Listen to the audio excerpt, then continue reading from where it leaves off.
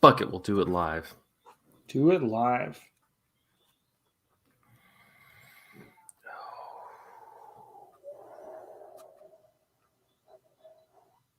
Me. Uh-huh. Uh-huh. Oh no. Blast of silence. I should open everyone doing like voice exercises. Singing it. Ba, ba, ba, ba, ba. Ha, ha, ha. Baby Ha. boy, Frankie Baby Bono. boy, Frankie Bono. I have found my place. All right, here we go. In 3, 2, 1. And welcome to episode 435 of Cinematary. I'm your host, Zach Dennis, and I'm here with. Andrew Swafford. And in today's episode, I will try to say the correct episode title and number throughout the entire episode, unlike last week where I had a dyslexic episode. Oh, I did not even notice. I kept calling it 344 or something. I don't know. It was bad. It was a whole. I was like listening back, and I'm like, I wish you were like moderately intelligent. But in this episode, we're going to be hitting movies that we saw this week in part 1, and in part 2, we're going to be doing our second Patreon pick movie, which is 1961's Blast of Silence, courtesy of Chad Newsom. Thank you, Chad. Yeah, thank you, Chad. All right, well let's go ahead and jump into stuff. Let's jump into the whole things. I'm gonna give it over to you just since you have the new release, which is not Avatar 2. I'll just find you. I have not seen The Ways of Water or whatever that movie is called. It seems like one that we need like Michael to see and like he come up with something. Maybe. Yeah, I don't know if we have any James Cameron heads in Cinematary right now, but the discourse is probably better off without us on that one. Anyways, the movie that I saw this week is Noah Baumbach's White Noise, which is a movie that I've been anticipating for some time, not necessarily because I thought it would be good, but because I just felt like I needed to see it. This is an adaptation of a novel I like a lot by Don DeLillo. It came out in 1984. It is a classic postmodernist novel that is about a lot of things, most centrally, I guess, consumerism and the various ways in which our consumerist society sort of affects the human psyche. And also it's about academia and all sorts of other stuff, just kind of in this big, strange, postmodern-y mix of a novel. And the reason I've been looking forward to watch the movie is that it is a novel that doesn't really feel like it lends itself to being a movie. It's very cerebral, does not have any sort of, clear narrative through line. It's just kind of bopping around from topic to topic. There is a big spectacle in the middle of the book called The Airborne Toxic Event that is very cinematic, but it is not exactly like the focal point of the story. So I didn't really know how they were going to do this. It just feels like an unfilmable book to me. And after seeing it, I can confirm this does not translate to a good movie, in my opinion. Noah Baumbach and company have given this like the most literal treatment possible. You have almost every single element of the book here, but that I think that it would probably be better if they had taken some more creative liberties and made it into something that made more sense as a movie. What we have instead is just this very strange, stiff dramatization of the book's laundry list of strange scenes and character interactions. And I can't really imagine what a viewer who has not read the book is going to take away from this movie. It's just really bizarre. and I'm struggling to articulate exactly what is bizarre about it. But anyways, the basic plot of this, it stars Adam Driver and Greta Gerwig as Jack Gladney and Babette Gladney. Jack is an academic. He has pioneered his own field in academia, which is Hitler studies. Um, you see him give presentations on the psyche of German citizens going to attend a Hitler rally, where he talks about the most baseline desire that is being fulfilled by attending the rally is the desire to be part of a crowd. Um, Babette, his wife, again played by Greta Gerwig, what she does is a little more unclear. She teaches classes that vary from, like, you see her doing some sort of aerobic stuff in the movie, but she also talks about teaching eating classes, and in the book it mentions her teaching walking classes and things like that. And so there's somewhat of a spoof here of people teaching things that or kind of like becoming experts in things that are not, I don't know, traditionally thought of as academic pursuits. There's also a character named Murray, played in the movie by Don Cheadle, who studies car crashes in American cinema. And then later he tries to pivot to being an Elvis scholar. Um, so it's sort of a send up of the ways in which pop culture gets filtered through an academic lens. There's an early scene. I think the first scene of the movie is Don Cheadle's character explaining the deep hidden meaning of car crashes in American movies, and how they're actually this expression of like freedom and American optimism and things like that. So the basic takeaway, I guess, is that academia can kind of get up its own ass a little bit and just like ascribe meaning to things that were not ever intended to be read as such.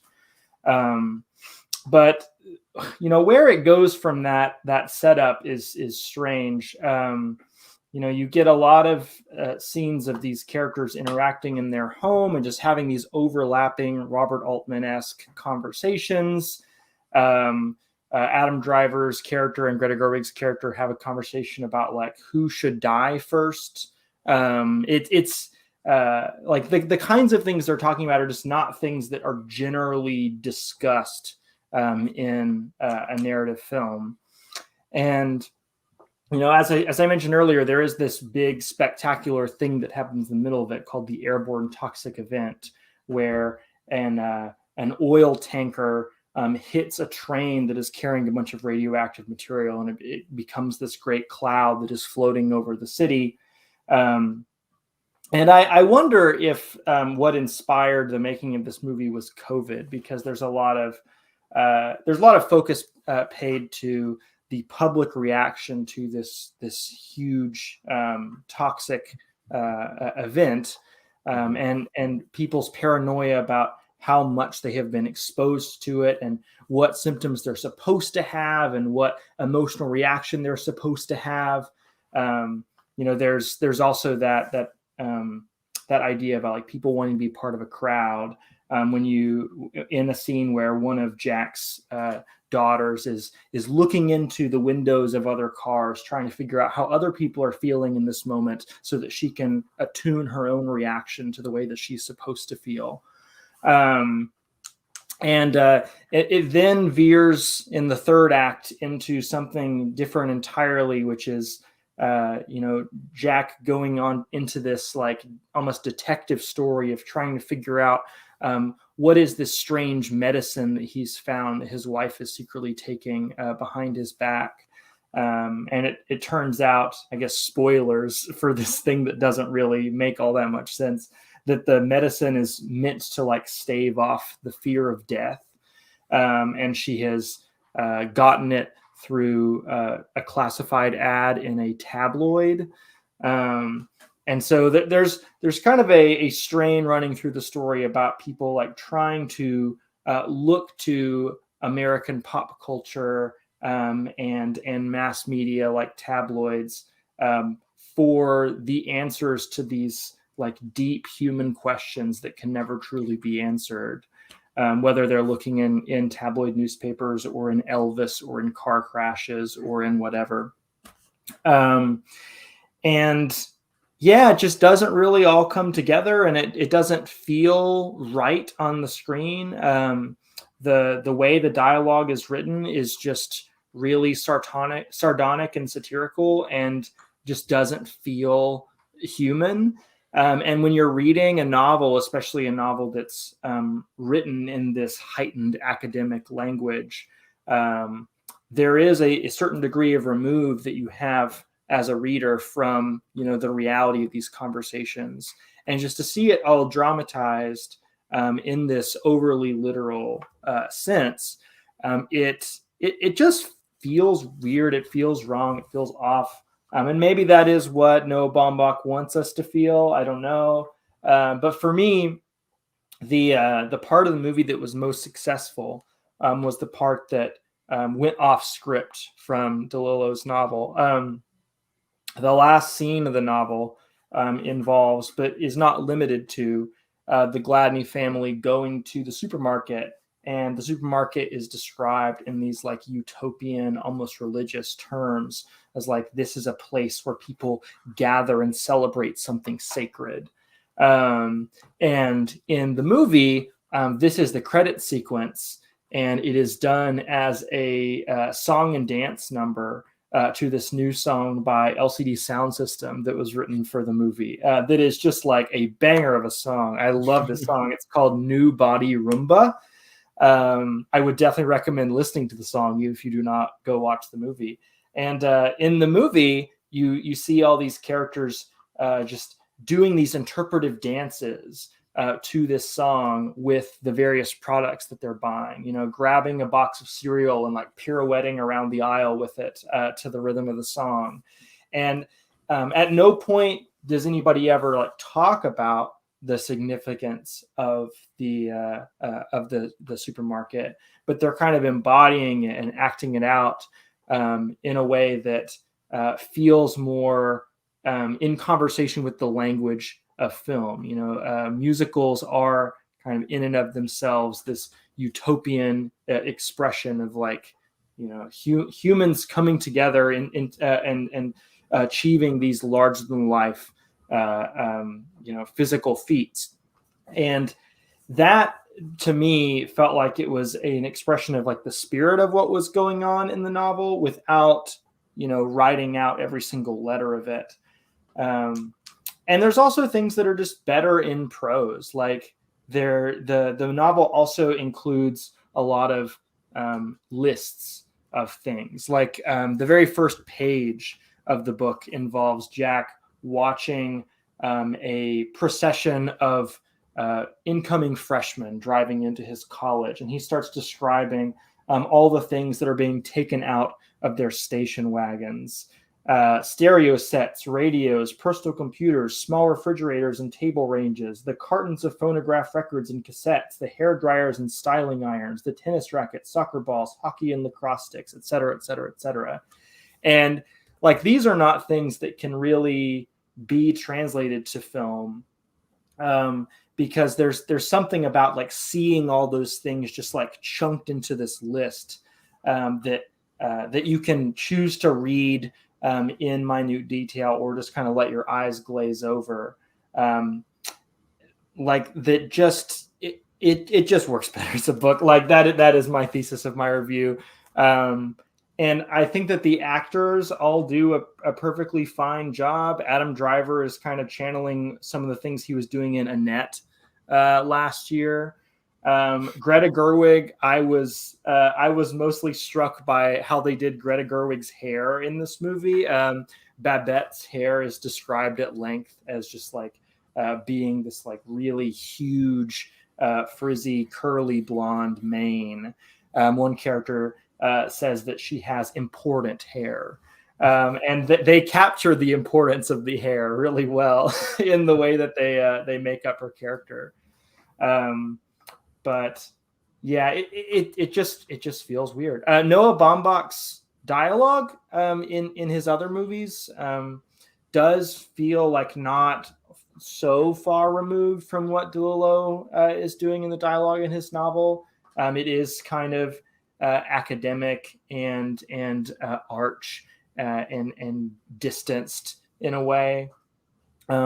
But for some reason, it just doesn't quite work here. I mean, maybe part of it is like the overlapping dialogue doesn't feel like it works because I want to um, be able to experience kind of the full impact of all these ridiculous things that get said.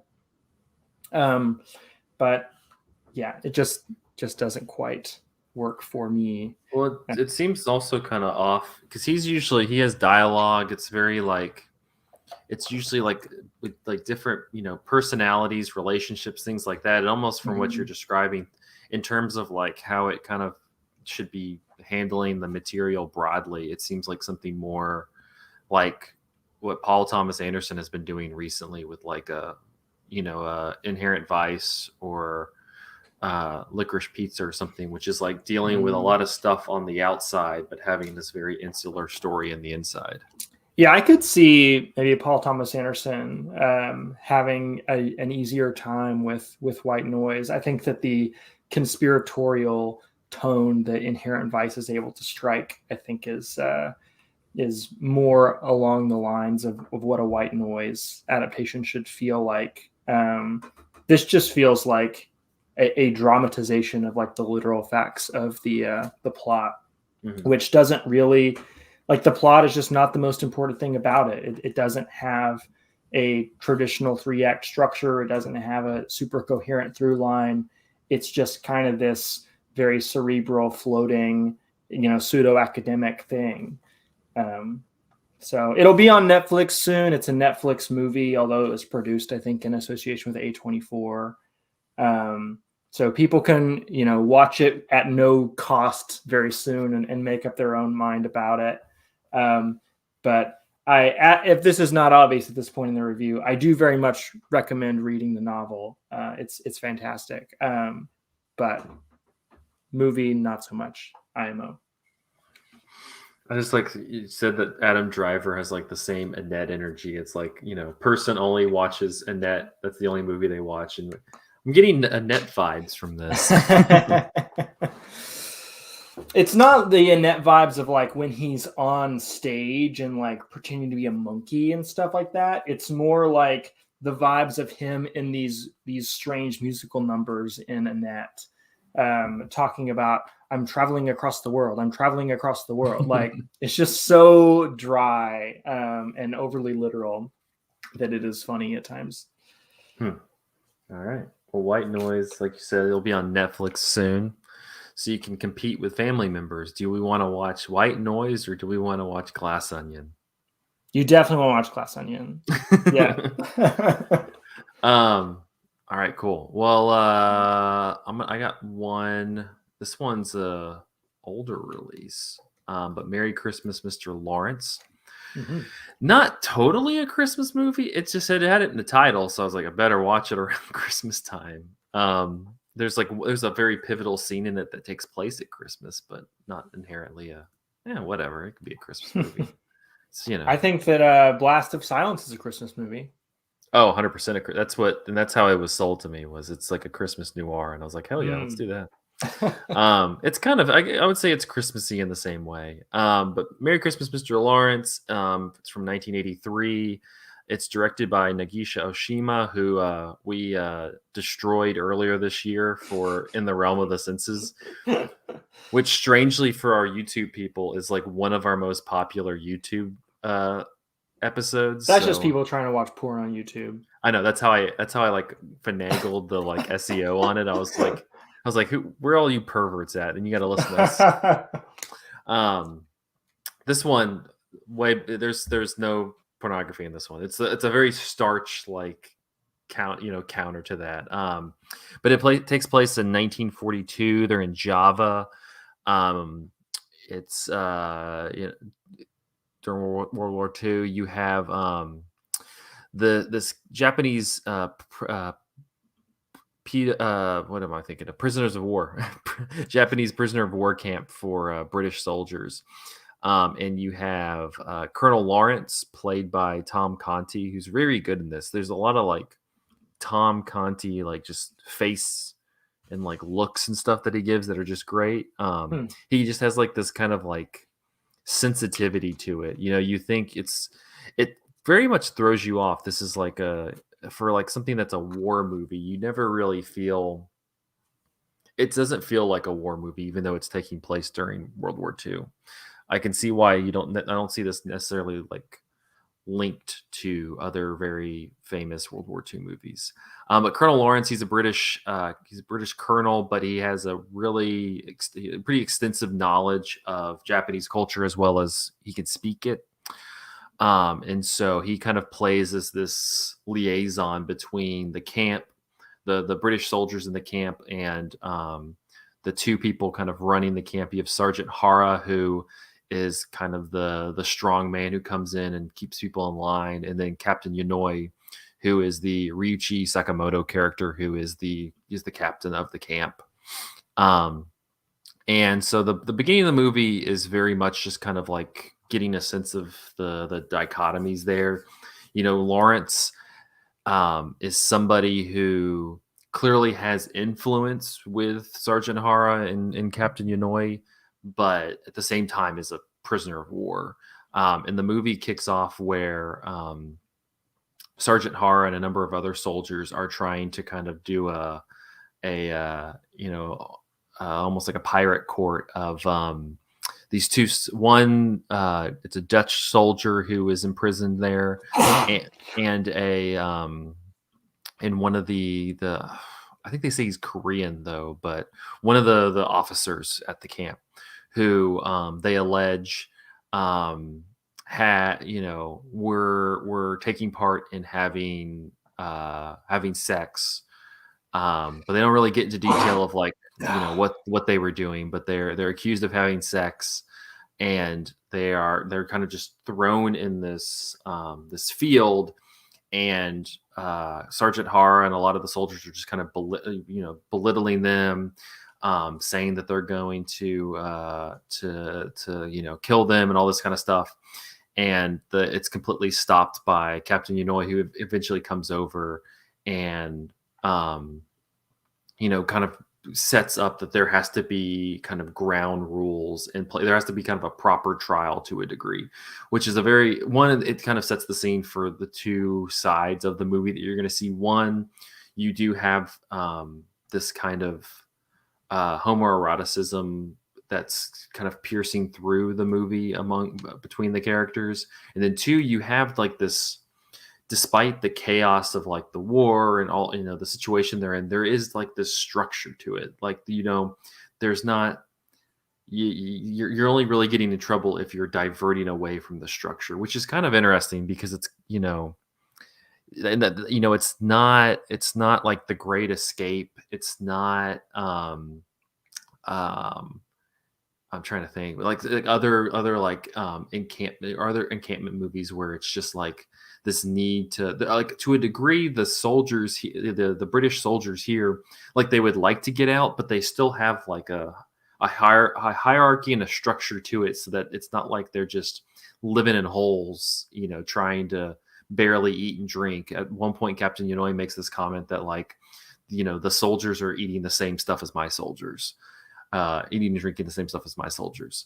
And so like that first scene, one, it kind of just this gay subtext is kind of introduced, but also this degree of order that the camp has that Captain Yanoi kind of really puts into place. And then he moves on to this trial where you have British Major Jack Sellers, who is the David Bowie character, is on trial. He is they're accusing him of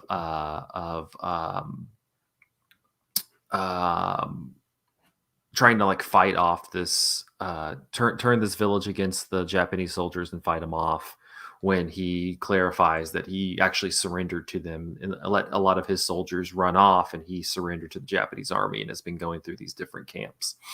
And so initially they want to just kind of kill him on the spot, but Captain Inouye they convince him, or he convinces them to allow him to just join this camp as well. And there's like this immediate kind of recognition from between Captain Unoy and Jack Sellers. I think it's more on the captain's side really than the major. It's interesting. You have this subtext, and like what's fascinating about the casting of David Bowie here is that I think just naturally, because like David Bowie is just naturally androgynous, and just immediately you're like, yeah, everybody's attracted to him no matter who they are. He doesn't ever have to like work hard to exude this like this like interest, like or at least like he isn't necessarily like his levels of interest, the levels of like ways that he deals or that he interacts with the captain is very subtle, because I think just um naturally he just kind of exudes that androgyny. And so the captain is much more like it's almost like the scene in the courtroom is like something like awakens in him, and he's just like transfixed to a degree by the major. And so then he enters the camp, and the rest of the film is a lot of just these push and pulls between the camp. I mean, you have Jack Thompson, who plays the leader among the British soldiers, for the camp, which again goes back to this like strange structure. Like Lawrence is not really the leader of them; he's just kind of this liaison. You have the Jack Thompson character, who kind of is the figurehead for the British soldiers, who, whenever a decision is made, like they like meet in a room and like go over stuff and like somewhat negotiate, which kind of throws me off because I'm like, no, like they capture like why are you at the table negotiating? But they have like a lot of these scenes of negotiation on like, well, we'll do that or we won't give up that, or things like that, things similar to that. And it's interesting. You also have this whole thing where uh, the captain is constantly asking him to give over the soldiers of his that have like weapons experts, people like that, and he just like kind of keeps not doing it. And for a while it kind of, it's annoying him, but it's fine. But then as things begin to escalate, as he becomes more unsturdy like in his position, because he's just kind of transfixed by the David Bowie character, he feels like to a degree also Lawrence is kind of pushing this, um, almost trying to influence him deeper and kind of almost talk to him as like almost peer to peer. He just kind of becomes much more inscrutable, and just kind of stubborn, to the point where you start to kind of get these push and pulls and these near death situations among a lot of the soldiers. I was reading a little bit from Logan Kinney, his review that he wrote of this movie for Cinematary, and he Mhm. also kind of gets at like it's an interesting movie in terms of like queer canon, because and Logan says it's not explicitly gay or not really explicitly queer. I think you could watch this. I think in theory you could watch this. You may not be a super perceptive person, but you could watch this and never assume that anybody in this is gay. Um, but but because I think a lot of that is real subtext and is very subtle. The only like like expressively um, homoerotic moments is a little bit of the first time they meet in the trial. There's like a scene where David Bowie takes his shirt off, and he's getting like sprayed off or something like that. And then you have the pretty famous scene where the captain is about to execute the Jack Thompson character, and David Bowie like springs in front of him and like kind of kisses both of his cheeks. And then it's just in like you kind of have this like freeze frame where like Ryuichi Sakamoto is like just shocked, and then like it breaks and you see them like tackling David Bowie, which then leads to the captain leaving, and David Bowie being tortured into what eventually will become his death. And so it's just kind of a fascinating film on that level, just because it's so I forgot what how looking real quickly at how Logan described it. He talks a lot about it's a movie about repression and just kind of the unattainable that as he says, despite Merry Christmas, Mr. Lawrence having no explicit moments of gayness or anything physical beyond the brief shirtless scene, two kisses to the cheek, and the cutting of hair.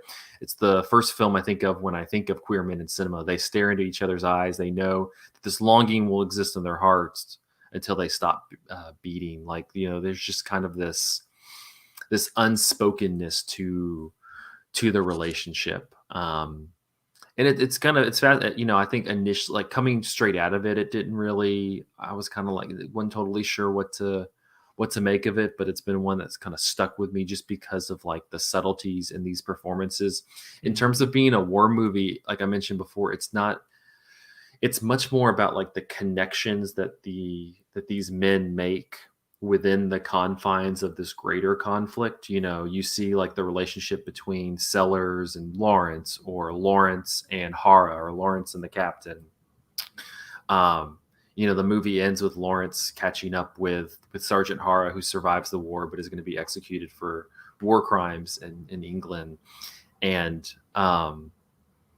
it's a really moving sequence because they've kind of gone and some like the relationship has been very rocky over the course of the movie, but there like is kind of this sense of completion. And Logan kind of hits on that in his review, where he says that you know a lot of queer movies like this, they always end in gay tragedy. Mhm. And there's like that pain there, but this is one I kind of agree with him that like it does end in gay tragedy. Both the Bowie character and the Sakamoto character end up dying, um, but it doesn't really feel painful. It kind of it kind of moves beyond that, and is more about just just kind of the general tragedy of loss, and like how people kind of connect in these in these small moments that have great impact. Um, and kind of becomes more about like a history of community rather than Mhm. these two individual figures. Um, so I don't know, it's kind of it's a I think it's worthwhile to watch. It's on Criterion Channel right now. Um, Does Sakamoto do the score? and Sakamoto does the score, and it's awesome. It's That's where if you listen to anything, go and listen to his Merry Christmas, Mr. Lawrence, like the title sequence. It's a great piece. What Um, mode is he working in for this movie? it's very electronic. Oh, cool. Um, it's pretty. It's which again, it kind of has like this weird dissonance with like World War II war, and then this kind of electronic score. But I think it works because it channels in more on like the relationship in that aspect, rather than like, because again, like you're not going to come into this and be like, we're going to get a good old like fight sequence. I Mhm. mean, they kill one person with a samurai sword, but it's not a great sequence. But there's no like, unless and other than them like being in the situation, you wouldn't really know that there's a war going on.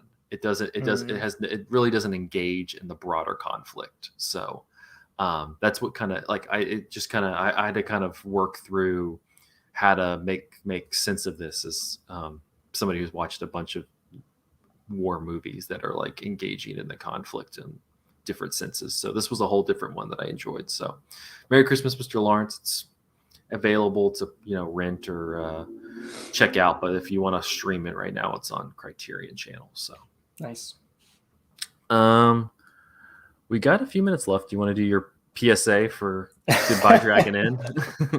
Sure. I would like to give a PSA that people should watch the movie Goodbye Dragon Inn by Simon Lang. Um, this is a movie from 2003. It's a Taiwanese film. Simon Lang is a director of many great films, some of which we've talked about on the podcast. Rebels of the Neon God, Days was on our top 10 list last year, I believe. The whole Stray Dogs, What Time Is It There was one of my favorites. This movie is about a theater that is shuttering, or we're kind of in its last days before it shutters. It seems like that is an inevitability that that's going to happen. Um, and you are watching people watch the movie Dragon Inn by King Hu. Um, and it's like 80 minutes long, and almost the entirety of that 80 minutes is in the theater watching people watch this movie, um, and watching the various ways in which they interact with it or don't interact with it. um, and it is a really thoughtful, beautiful, powerful exploration of like the nature of cinema, if that's not too pretentious for you. It is definitely like an art movie, and you should not watch it if you are not down for that. There are only two dialogue scenes in the movie, and they are both pretty scarce dialogue. It is a movie that Pichapong Weerasethakul has called the greatest movie of all time, though he has only seen it one time, and he saw it in a language he didn't understand, and he fell asleep during it, That's how which you I, do it. I think is just a great encapsulation of both the way a Pichapong Weerasethakul engages with art and what's great about this movie, because you don't necessarily need to understand the dialogue scenes to understand this movie. You could watch it in a foreign language unsubtitled and still get the gist. So much of it is just communicated visually. Um, a lot of what people are doing in the film is actually not watching the film at all, but cruising for gay sexual encounters. There's like this ritualistic quality to the way that various men will sit right next to another man in an almost empty theater as like a way of communicating that he's interested in something, and then moves away after a certain amount of time has passed with the other person not expressing any reciprocal interest. Like, dude, I'm You, watching Dragon Inn. I'm trying to watch Dragon Inn. Yeah. Please. You have people eating loudly during the movie. You have an usher, a woman who's working as an usher, but doesn't really have a lot to do during the movie, and so you see her like eat this bun that she's steamed and like walk around in the back corridors of the theater, and look for the projectionist who she has a crush on. Um, and it is like both nothing happens, and lots of ruminations are had about like the nature of film and like the changing nature of like the theatrical experience. I'm reading the Nick Pinkerton book about this movie right now, and he has this amazing introduction in that book where he talks about um, the um, the shift over from like celluloid film projection to like purely digital film projection in theaters, and the way that has had like these huge ripple effects, at the same time that COVID has changed people's relationship to theaters, and Disney has kind of dominated the multiplex in a way that has pushed out most other content that would be vying for people's attention. And so, if you have ever asked yourself the question, like, is cinema dying? Is this a dying art form? This is a movie that is worth watching and pondering over. As these very, very small number of people are watching this classic wuxia film, two of which are people who are in the wuxia film, and sort of lamenting the fact that there's not an audience here to see this movie. It is also a movie that is very, I think, attuned to the meditative nature of watching movies. Like, going to see a movie in a theater is like committing to sitting in silence in the dark for, usually about 2 hours or more, around a bunch of strangers who are having this sort of collective hallucination with you. Um, and this movie is kind of an encapsulation of that in a really beautiful way. It is one of my favorite movies, actually. I've seen it twice now. It is better on a rewatch. I recommend watching it late at night, where you might kind of like slip in and out of consciousness. I think that is, similar to a Pitchapong's movies. That is maybe an intended effect here. But if you are like awake and alert and focused, it is a very rewarding watch, for many reasons. One of which is that it's a very funny movie. There is a really funny scene in which that like cruising ritual gets done in a bathroom, and a man goes to use a urinal right next to another man, even though there's like 10 urinals open, and they both just like stand there for a really long time, not talking to each other. And then a third man walks in and uses the urinal right next to the other two guys, and none of them talk to each other. They just like keep standing there with their penises out, assumingly. And then like a fourth person comes out of the stall behind them. And then after that person has been washing his hands for a little while, you see the hand of a fifth person reach out and grab the stall door and close it. And it's like a Jacques Tati bit or something like that. It's really, really funny in like this quiet, protracted way, that is like very much like it is intertwining all of these like people's individual stories with like their relationship to cinema and the theatrical experience. It's really great. People should watch it. Is it a good one if you've never seen any Meng Lee? I think so. I think that this is, I mean, it is a difficult watch. All of his movies are difficult watches, but I don't think this is a movie that like you need to see anything else in his filmography to see. And from the ones that I've seen, I think it's his best film and maybe one of his most accessible. Rebels of the Neon God is much more accessible than this, but it is doing a totally different thing. That's like his take on Rebel Without a Cause or something like that. And this is much more like Simon Lang, like operating in his artistic mode that he is usually operating in.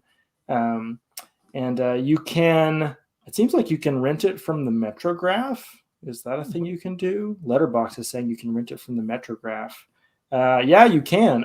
Or you can do what I did and buy the fancy new Blu-ray that Second Run Films did, that includes an essay by Pitchapong Worse Ethical. Strongly recommend. Really neat little package. I'm trying to look right now to see if it's. Oh, I see Second Run DVD. Okay. I might try it out. I like a good sleepy movie. You would like it, Zach. I like This is your shit. I like a good sleep movie. Mm-hmm. All right. Well, we're going to take a quick break, and then we're going to be coming back. We're all going to have fedoras. We're going to be talking like this, say, and we're going to talk some Blast of Silence. One of us might get whacked. One of us might get whacked. Blast of Silence, 1961. After this. All right, I'm going to run to the bathroom. BRB.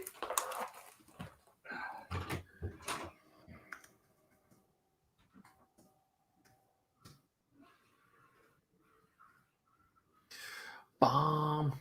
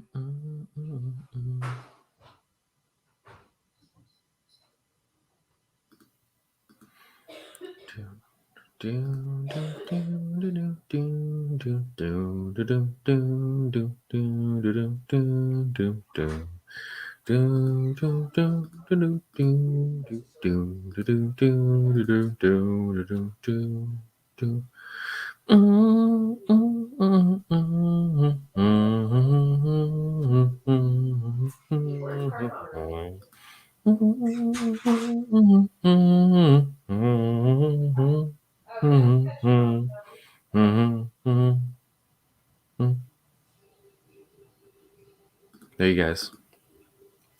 There y'all go. I know people were asking for it. They were like, what if Zach sang something? They're like, what if Zach sang something? That's what I want. I want this podcast to be about Zach singing something.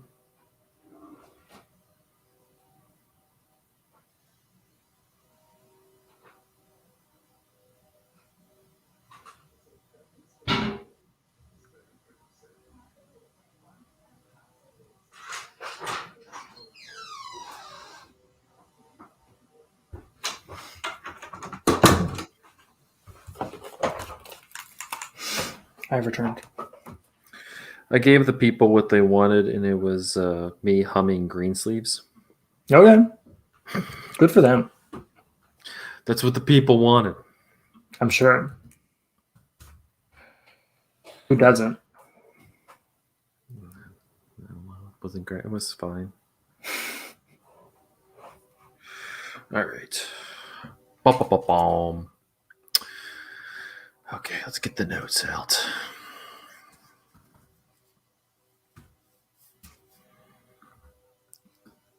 All right, you ready? I'm ready. Here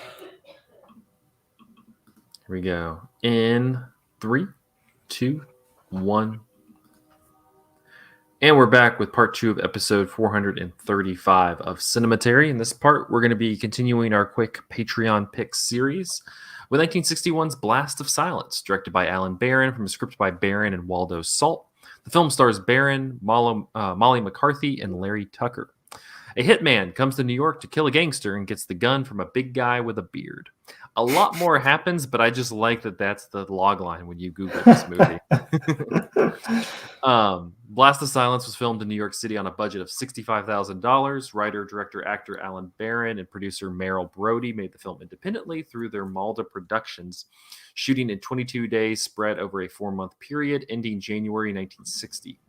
New York City locations include Brooklyn, Staten Island, and Manhattan, where some interiors were reportedly filmed at a small studio on West 45th Street. The January 18th, 1961 Variety announced the involvement of Dan Enright and Alfred Crown's Aladdin Productions and Universal International Films, which had acquired the U.S. and Canadian distribution rights for the film. Universal's international payout to Barron and Brody was listed as a flat $60,000, which they ultimately saw as a poor deal and suspected the studio would profit, quote, many times that sum for ticket sales. They were like, this is the shit that people are wanting to go see. Brody was quoted as saying the film's gross would be, quote, over $500,000. Brody, the early James Cameron of just going, this is how much money it's going to make. Blast of Silence opened in early June 1961 in Chicago on a double bill with 1961's Trouble in the Sky. The film was accepted as a U.S. entry at the Spoleto Film Festival in Italy and the Locarno International Film Festival in Switzerland. It was also an invited entry at the Cannes Film Festival in 1961. The fistfight scene was filmed in Long Island during Hurricane Donna, which happened from September 10th through 12th, 1960, the only hurricane of the 20th century to blanket the entire East Coast from South Florida to Maine. The narration in the film was written by blacklisted Waldo Salt, using the name Mel Davenport, and read uncredited by blacklisted Lionel Stander. In 1961, the New York Times said, clearly this man doesn't relate to society, in reference to the Alan Barron character. Or could it be the other way around? Mr. Barron's enigmatic script avoids easy explanations, but judging from the evidence, the unhappy hero may just have been traveling with the wrong crowd. Much of the confusion in this curious little film seems implicit in the mixed intentions of its stubbornly independent creators. Operating on a minute budget with unknown actors, a handheld camera, and a minimum of technicians, this do-it-yourself team obviously wanted to be offbeat and, quote, arty, while still conforming to Hollywood's tested commercial formulas. The result is simultaneously awkward and pretentious. Yeah, I was like, all right. Real quickly before we jump in, I do want to Chad Newsom, who picked the film for us, sent over a note. Oh, nice. So I kind of wanted to just read his comments because he rewatched the film before we recorded this. He said, I think the film is one of the surprises of 1960s American cinema and one of the best films of that era, too. It feels like a long-lost collaboration between Scorsese and De Niro, with a dash of Godard and Melville's Le Samurai thrown in. In terms of its story, it goes totally against the kinds of values Hollywood celebrated, and every time I watch it, its bleakness and cynicism are so striking, from the opening train birth canal metaphor to the cold, muddy death. And the things HW movies or Hollywood movies teach us to celebrate: relationships, family, home, free enterprise. Those values in this movie are associated with the corrupt criminal Frankie's been hired to kill. Plus, unlike so many gangster films or film noirs that are criminal anti-heroes as protagonists whose character arcs are often follow an American dream narrative about making it big or being somebody, this movie suggests no such hope. It's just another Christmas, another job, another hit, and Frankie is totally alone in the world with no chance of human connection or peace or happiness, which is why the contrast the Christmas setting and its implied optimism is ingenious. In terms of the film's style, I love the portrait of New York City, the roughness of the film's aesthetic at times, and the beauty of the inventiveness too of certain shots, like after he kills Ralphie and the camera holds on Frankie as he walks from a distance right into the camera. And then Mhm. there's the voiceover narration with its diesel engine tone. Bonus points for whoever can say "Baby Boy Frankie Bono" in the best gravelly gangster accent. We were trying Um, our best before we started recording, but yeah, Zach couldn't make it not sound British. yeah, it got very British. I don't know what was going on. But yeah, Blast of Silence. So that's a little primer from Chad. Mhm. What did you make of this little film? I liked it. It is a very odd singular film, Yeah. like Chad says. It makes sense to me that this was like shoestring budget, handful of people. I didn't make the connection that the director was also the lead actor until you mentioned it in your intro, Zach. But it does feel very much like a passion project of just a few folks. Um, One thing that I was really struck by was the narration, Mhm. which I saw in the opening credits is written and done by a different person than wrote the script. And so I kind of wonder about the process of making the movie and like at what point did the narration get written, because it seems so integral to what the film is doing that I can't really imagine a version of this movie without that narration. I feel like it would be either really boring or really nihilistic if it did not have the narration. Because as it stands, the movie is really psychologically interesting, where Mhm. you have this narrator kind of talking either about the main character or talking to the main character.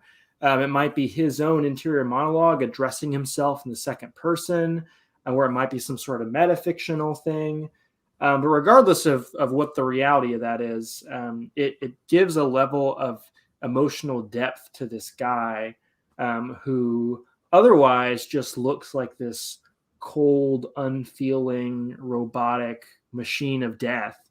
Um, Yeah. but hearing this narration really suggests that he's grappling with the meaninglessness of what he's doing, and maybe for the first time, like fully acknowledging that this life of solitude that he has almost fetishized for so long is just leading him to a dead end.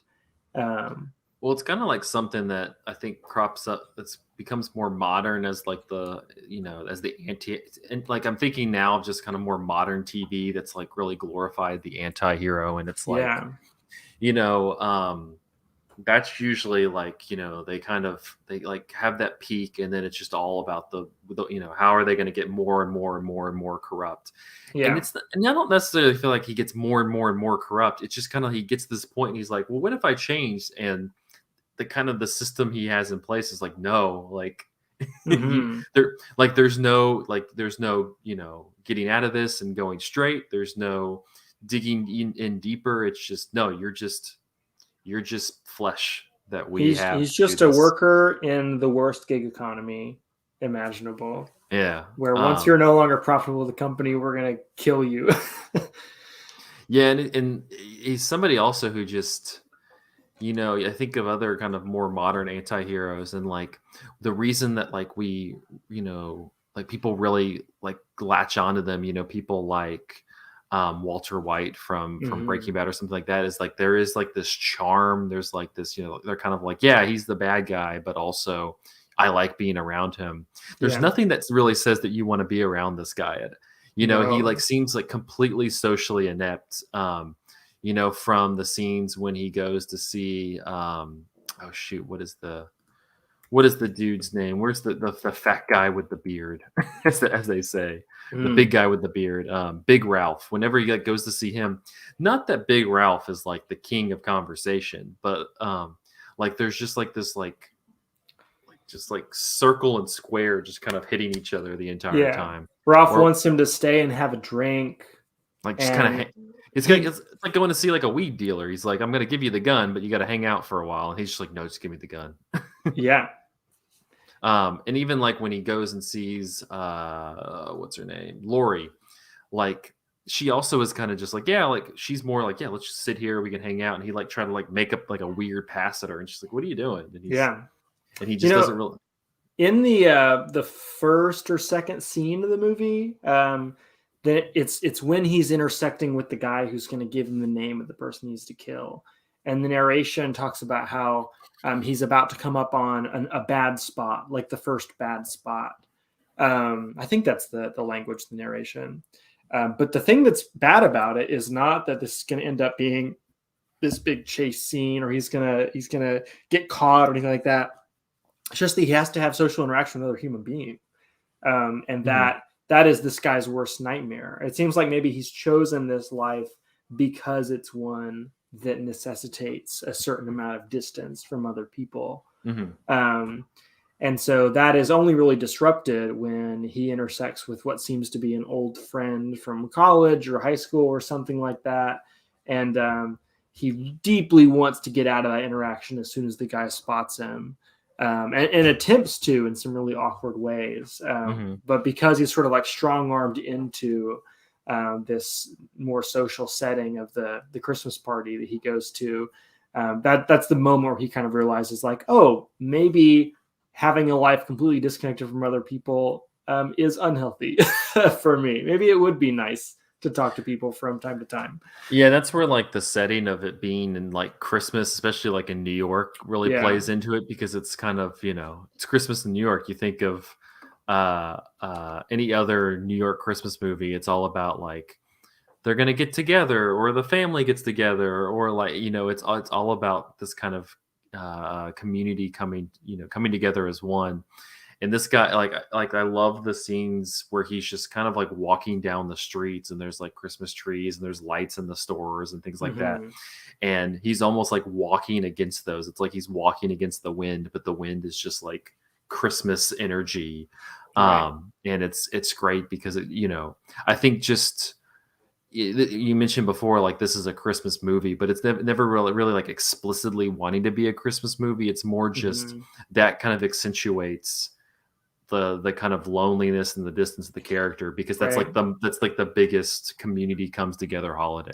Yeah, we did our a series called Not Christmas several years back. We This would watched have a been bunch of perfect. Yeah, we watched a bunch of movies that were not like traditionally seen as Christmas movies, but were set during Christmas and were like exploring themes that were relevant to Christmas. And usually those themes are the one that you're talking about, Zach. It's about family, it's about togetherness, it's about community. And this is an interesting case in that, because it's the opposite of those things, but you're seeing the backdrop of Christmas just sort of in the periphery of the film. Hmm. And so it's kind of about those things in the inverse. You're seeing what the absence of those things feels like for somebody. Well, you even think about one of the movies we talked about in that series, Die Hard, which is Mhm. not you could be like, oh, it's not a Christmas movie, but it ends with like him reconnecting with his family, Yeah. and in this one, it's just like, again, like that's what's kind of interesting about this character, is that it's not that like he tries and fails. It's kind of like you don't even have the choice to try. Like it's like this is what it is, and there's only really one path forward. Mhm. um I liked the thing that Chad mentioned, just kind of talking about how all the criminal anti-heroes, they usually have like, American dream, making it big, being someone. Hmm. And, this one is just, another Christmas, another job, another hit. Hmm. Just, all of that stuff, all that human connection is just kind of completely left out. Hmm. Yeah, maybe the movie that we talked about in that old Christmas series that this is most relatable to would be Eyes Wide Shut, um, Yeah. where you have Tom Cruise just kind of wandering this city on his own, for most of the very long runtime of that movie. Um, but in the case of Eyes Wide Shut, like he has lots of social interactions, and he's very charismatic and good at like gaming those social interactions and finding a way to get a leg up on whoever he's talking to, whether it be through money or influence or just his sheer charisma. Um, and this is a movie about a guy who's just like trying to avoid any social interaction at all costs. Hmm. And like just the sheer loneliness of how that feels. Um, Yeah. Um, Chad mentioned that shot, the specifically like right after he kills mhm. Ralph. And that is a gorgeous shot It's very where, long. yeah, you have like kind of two buildings to the side. You have the street completely open. It's like kind of sunrise to a degree. It's in black and white though, and yeah, you just kind of see his figure pop up and then like walk toward the camera. And it is the super long sequence, Mhm. um, but deeply effective. Like, like a kind of a perfect. I just had to kind of spur of the moment kill this guy that really wasn't my intended target. That's kind of going off script to a degree. And it reminded me a little bit of like an Ozu movie where he always has the pillow shot where it's like, Mhm. here's where the family like gets into it. They really dig deep into the drama, into like what's really hurting at them, like, and kind of it's passive aggressive and just kind of hitting. Yeah. And then it goes to like a pillow shot of like, an empty street or a beach, or somebody riding a bike, that just kind of sits there for a few minutes. Then you go back to the narrative. It almost feels Right. similar to that, where it's like And that's where you process. like it is a shot where he is alone in the center of the frame, very far away from anything else, any other visual information in the image, and you just like stick with him for a very long time. And it comes right after a bit of narration, I believe, where it's talking about the feeling of anxiety or paranoia that he now has after having to kill this guy. And Hmm. he says like that bad feeling is not going to go away until it's in and out of the news. Hmm. Um, and so then like punctuating that, the again like the interiority of a trope that we're used to seeing in cinema, like the hired gun. Hmm. Like the hired gun has feelings. The hired gun is worried about what's going to happen to him after killing a person that he wasn't originally intending to kill. Which is a thing that happens in crime movies all the time. Like anytime somebody gets in the character's way, they just like get guns down, and the character like just goes on to the next thing. Hmm. Um, but you are left to kind of sit with this worry that the character has for a long time, and then you have to sit and watch him make like this almost walk of shame back to his apartment, as he's just like it visually looks like this stoic guy with blank affect that we're used to seeing in these kinds of movies, but we know from the narration that he's like shaking with panic on the inside. Hmm. It's also like it's not a very showy movie. I think it's part of it because of the Mm-hmm. the budget, but I mean, probably the time when he kills Ralphie is the like probably the biggest, like most actiony scene you get, because Right. it's very physical. Like he doesn't like just go in there and go pop. Like Yeah. there's like a lot of like back and forth fighting and everything. It's much more physical. But when he actually does the hit he was hired to come here and do, um, it's pretty quick. It's very, Mm-hmm. it's very quick. It kind of happens. He plans it out. He does it. Moves Yeah, you get on. the sense that he's very good at his job. This is the thing that he's done, Yeah. dozens of times. It's routine. it's the kill that he's not expecting to have to do that really rattles him. Yeah, it's just kind of that. I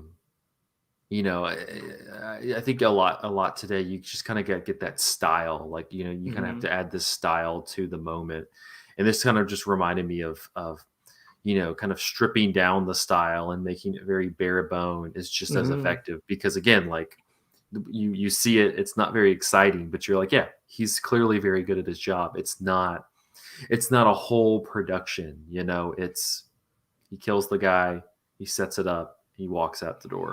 Right.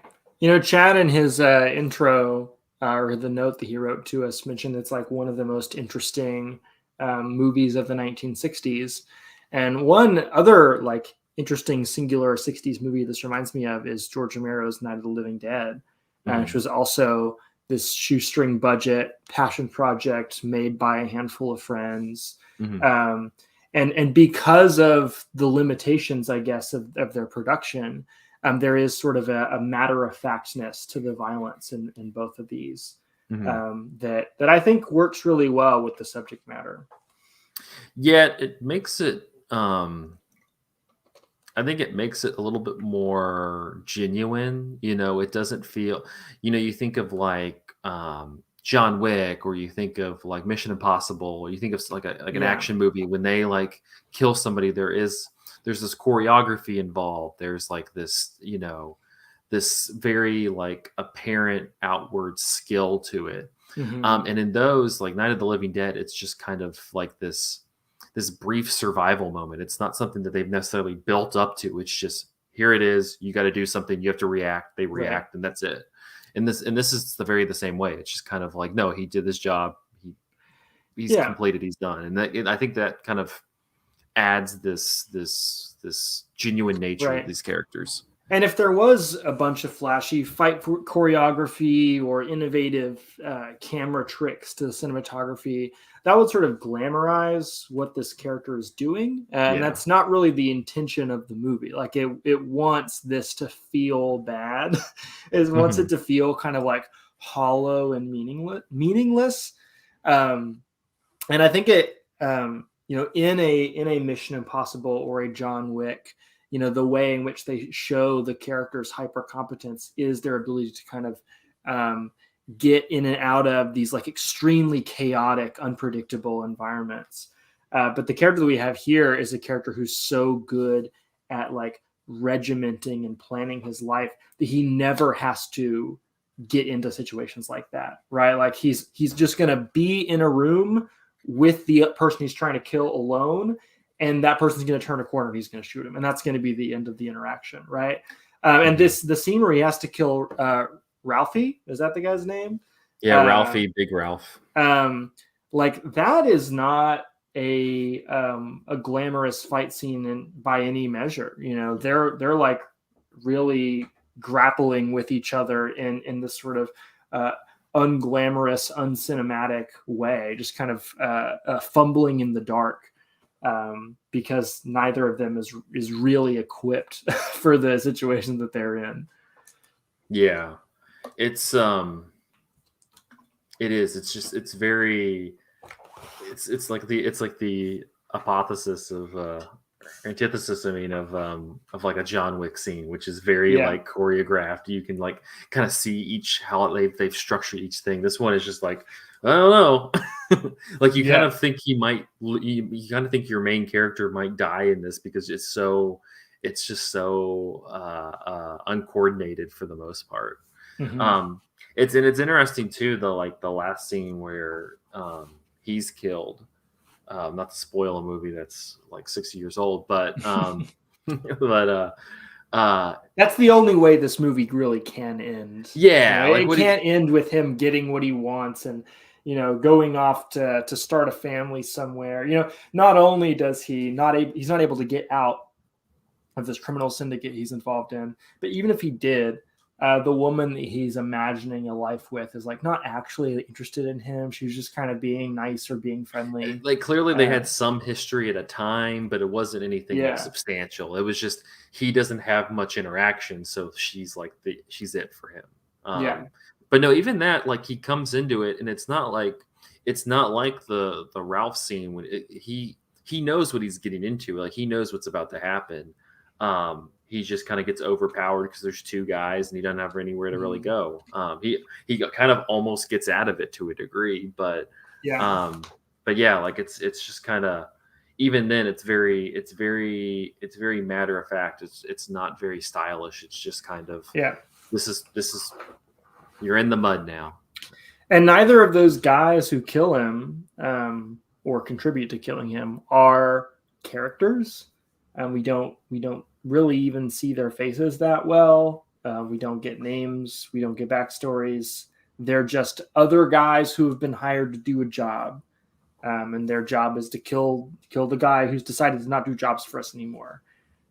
It's so impersonal and casual along the same lines as the violence we've seen in the rest of the film. You don't really even get a sense of like what is this organization he's working for really like trying to do, like who are the people that they're trying to target.